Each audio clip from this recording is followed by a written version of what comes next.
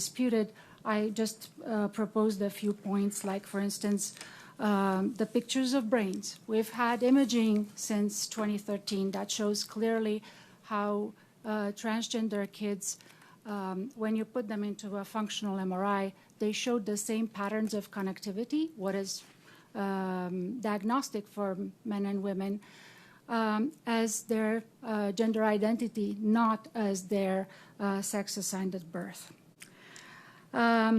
This image and definitely translates what my patients keep telling me, that I'm born in a wrong body, and speaks against this common sense rule that we bring forth, like boys are boys and girls are girls. Well, until they're not. We all know that we have this intersex condition that if you calculate, if you input the incidence, comes to about 200 people in North Dakota.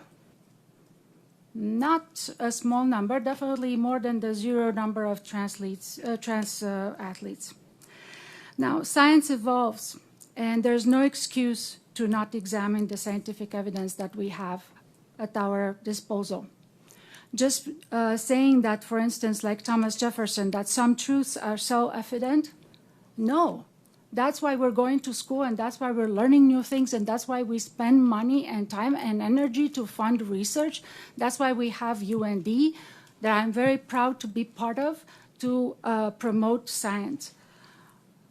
Thomas Jefferson thought at that time, along the lines of some truths are self-evident, that black people are 3/5 of a white person, and that blacks and women shouldn't vote. And I'm not going to tell you how much he benefited from slavery, 6 personal kids included.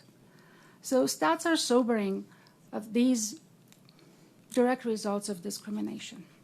And I put down quite a few of them. And since last time when I testified, one of the arguments was, well, this is national data. This is international data. This doesn't apply to our kids. Well, we do have now data that is derived from our own schools, the climate report completed in 2021.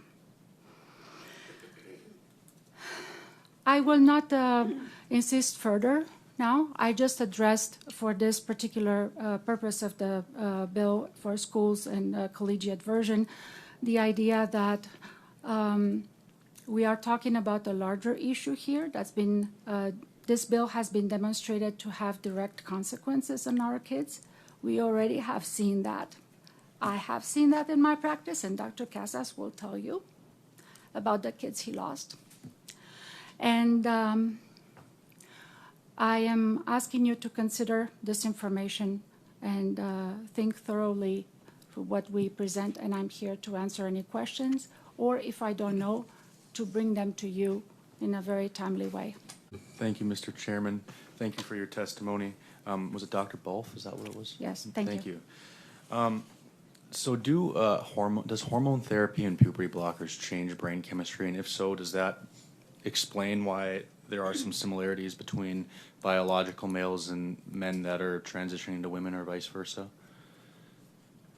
What biological similarities do you mean?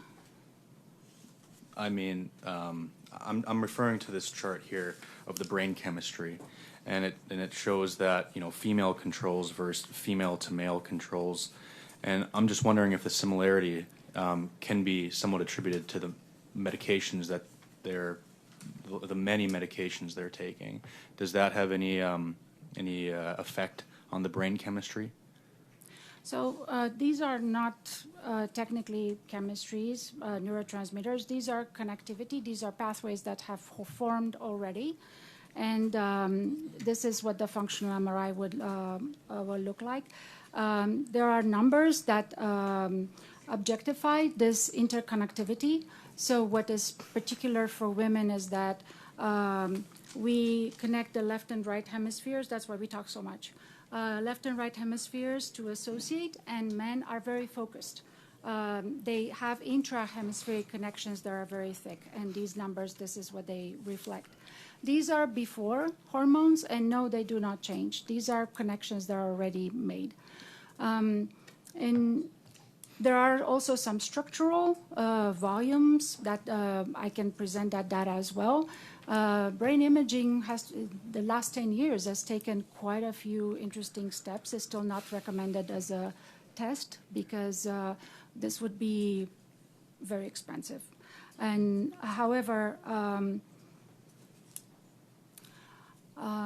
if we sit down and think what exactly constitutes a male and a female, given the intragender variances, this is the one that psychologists have come up, and neuroscientists have come up the most frequent, the connectivity.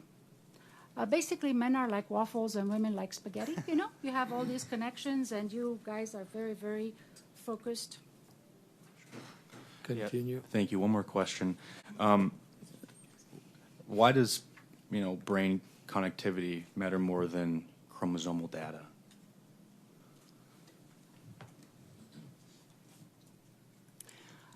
I'm asking kindly which chromosomal data, because we have about 20,000 genes in our human genome.